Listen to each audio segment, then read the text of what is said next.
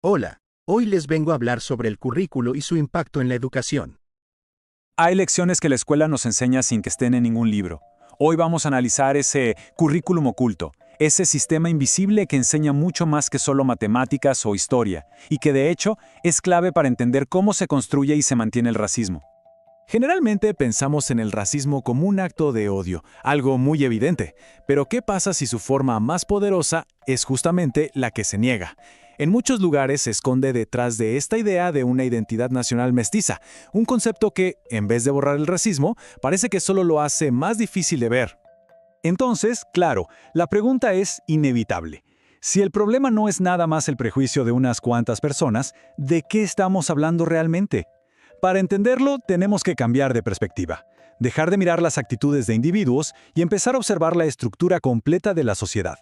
Aquí es donde empezamos a ver el racismo no como un sentimiento personal, sino como todo un sistema, una estructura de poder que organiza nuestra sociedad y que opera muchas veces de formas que ni siquiera notamos. Lo más revelador de esto es que el sistema está, tejido en nuestras instituciones del día a día, el gobierno, los medios y, como veremos, las escuelas. Y ojo, no necesita que haya gente malintencionada para que funcione. El sistema, por sí solo, se encarga de mantener la desigualdad. Pero, a ver, ¿cómo funciona este sistema?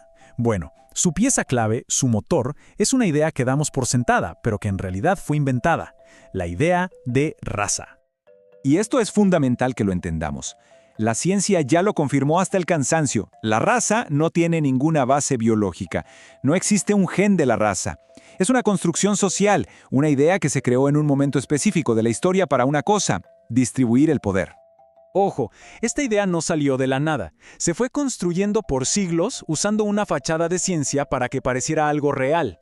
Desde gente midiendo cráneos en el siglo XVIII para probar superioridades, hasta usar una versión totalmente distorsionada de las teorías de Darwin con el famoso darwinismo social, todo para construir una justificación científica para la desigualdad. A este proceso se le conoce como racialización. Suena un poco técnico, pero es simple. Es el acto de tomar diferencias físicas, como el tono de piel, y asignarlas un significado social para crear jerarquías, para dividir a la gente en grupos supuestamente superiores e inferiores. ¿Y dónde se aprenden estas jerarquías? Muchas veces, sin siquiera darnos cuenta, en uno de los lugares más influyentes en la vida de cualquiera: la escuela. Y aquí es donde vemos una contradicción enorme. Por un lado, tenemos la historia oficial, la que nos cuentan en los actos cívicos, que habla de unidad, de mezcla, de armonía. Pero por otro lado, está este currículo oculto que, en la práctica, borra o hace pequeñitas las historias y aportes de los pueblos indígenas y afrodescendientes, dejándolos fuera del gran relato nacional. Y no estamos hablando de simples olvidos, ¿eh? Los libros de texto, por décadas, han sido verdaderos vehículos de estereotipos. Han enseñado a generaciones enteras a asociar la apariencia física con supuestos rasgos morales o intelectuales. El resultado de esto es tremendo. Esta cita de Jorge Gómez Izquierdo lo dice todo. Este currículum oculto no solo enseña una versión del mundo, sino que logra que las personas internalicen esas jerarquías, que lleguen a aceptar su propia supuesta inferioridad como si fuera un hecho de la naturaleza. Como es de esperarse, este proceso educativo no se queda solo en el salón de clases. Tiene consecuencias muy directas y personales en cómo la gente se ve a sí misma y a sus comunidades. Este concepto, endorracismo, explica el resultado más doloroso del sistema. Es cuando el racismo funciona tan bien que las propias personas de los grupos racializados aceptan y hasta reproducen las actitudes y estereotipos de la cultura dominante sobre su propio grupo. Este es un ejemplo clarísimo del costo humano. Gente que se siente forzada a ocultar partes esenciales de quienes son, como su idioma o hasta su nombre, por el miedo a ser discriminados. Es una herida muy profunda. Hay un filósofo, Charles Taylor, que lo explicó perfecto. Que los demás nos reconozcan no es una cortesía, es una necesidad humana básica, como el agua o la comida. Cuando ese reconocimiento se niega, o peor, se distorsiona, se convierte en una forma de opresión. Te encierra en una versión falsa de ti. Pero, y este es un pero muy importante, este sistema de borrado no es el final de la historia. Frente a él existe una resistencia activa, potente y muy creativa. La respuesta es la educación intercultural.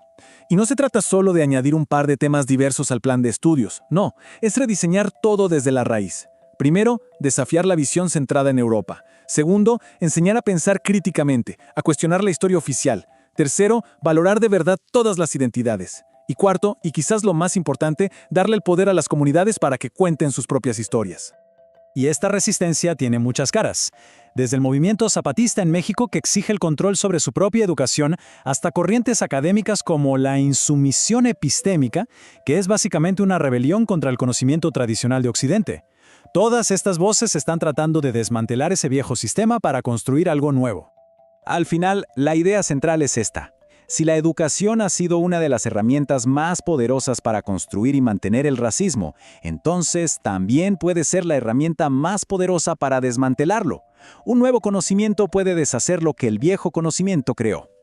Y todo esto nos deja con una pregunta flotando en el aire, una reflexión final. ¿Qué lecciones no escritas? ¿Qué currículum invisible ha moldeado la forma en que cada quien ve el mundo?